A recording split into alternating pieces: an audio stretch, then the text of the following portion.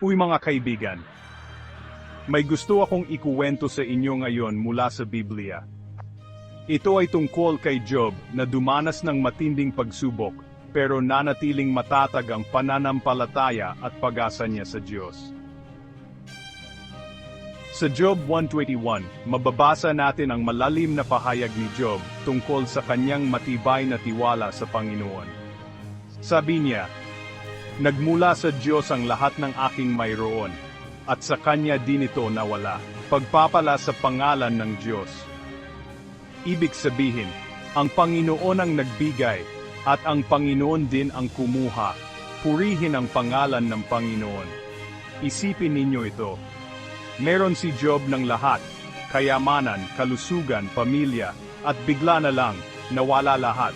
Sa halip na magalit sa Diyos o panghinaan ng loob, pinili ni Job na purihin ang pangalan ng Panginoon.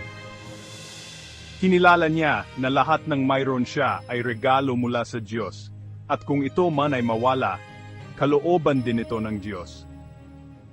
Napapakalaking aral ito ng pag-asa para sa ating lahat.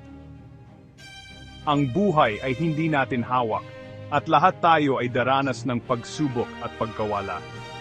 Pero tulad ni Job, maari nating piliin na magtiwala sa plano ng Diyos.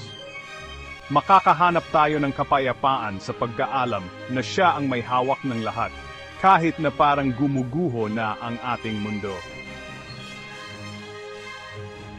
Itinuturo sa atin ng kuwento ni Job na ang ating pananampalataya ay hindi tungkol sa pagkakaroon ng perpektong buhay.